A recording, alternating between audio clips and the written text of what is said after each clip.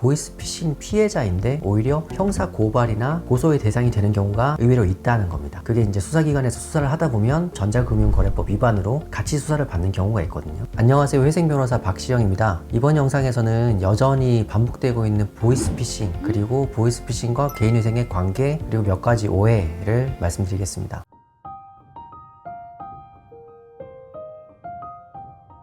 보이스피싱이 점점 진화해가지고 이제는 가족 목소리까지 변조해서 범행을 하는 AI까지 등장하고 있습니다. 이런 경우에는 사실 피해자로서 속지 않기가 쉽지 않을 텐데요. 그만큼 범죄는 점점 교묘해지고 그래서 그 피해도 전혀 줄고 있지 않은 것 같습니다. 근데 이런 보이스피싱 범죄를 가장 많이 알고 잘 아는 곳이 있습니다.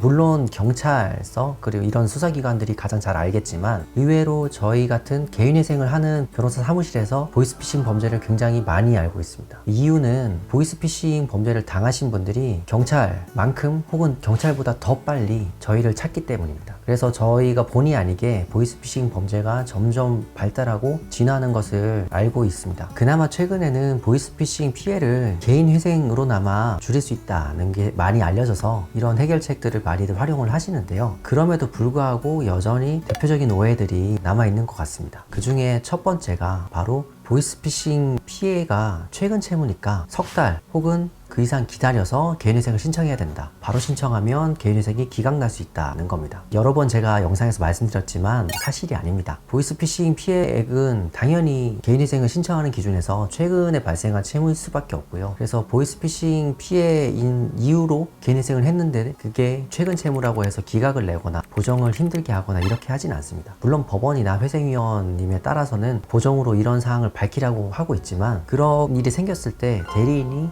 대처를 잘 하면 됩니다. 그래서 그런 걱정 때문에 개인회생을 좀 더 늦추거나 그 피해를 감내하실 필요는 없다는 말씀을 거듭해서 드립니다.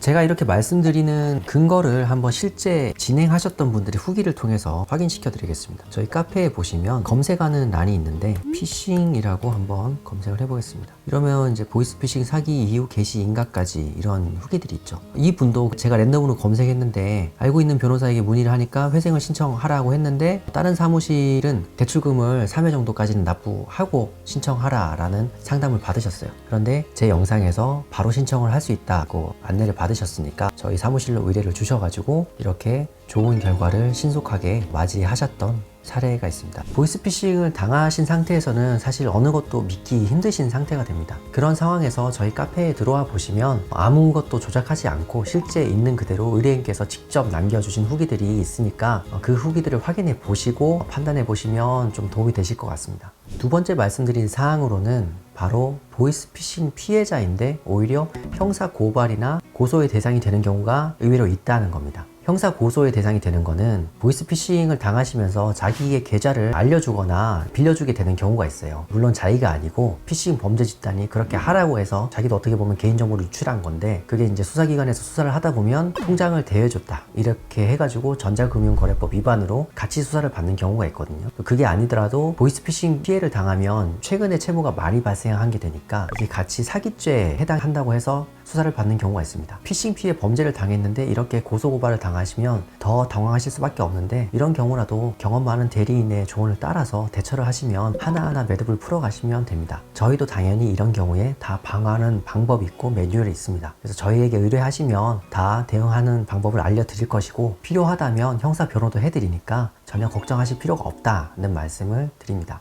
보이스피싱으로 개인회생을 진행하실 때는 전형적인 보정이 몇 가지 나올 수가 있습니다. 최근 채무가 많다는 보정이 대표적이고 그 다음으로는 피싱 범죄 피해임을 소명하라는 겁니다. 그리고 간혹 보이스피싱 피해를 개인회생으로 해결하는 게 적절한가라는 취지의 보정도 간혹이지만 나오고 있습니다. 이런 보정이 나오더라도 경험이 많은 대리인이라고 하면 얼마든지 대응을 할 수 있고 해낼 수 있으니까 미리 걱정하실 필요는 전혀 없습니다. 이어지는 영상에서 이런 보정이 나왔을 때 어떻게 대처했는지를 구체적으로 말씀드려 보겠습니다. 제가 이렇게 드린 말씀 외에도 영상에 소개하기 힘든 노하우는 여러 가지가 있습니다. 이런 부분은 의뢰를 주시면 저희가 차근차근 안내를 해 드릴 거고요. 보이스피싱 피해는 남녀노소를 가리지 않습니다. 다만 특징이라고 하면 혼자 지내시는 분들이 많이 당합니다. 그러다 보니 피해를 당하시고도 누군가에게 털어놓지 못하고 객관적인 조언을 받기 어려운 상태에서 더 괴로워하고 더 자책하는 모습을 많이 봅니다. 그러나 확실히 확실한 것은 보이스피싱 범죄는 가해자가 잘못한 것이지 피해자가 잘못한 게 아닙니다. 피해를 당한 사실 그 자체를 너무 지나치게 확대 해석하거나 자책하실 필요는 전혀 없습니다. 이 영상이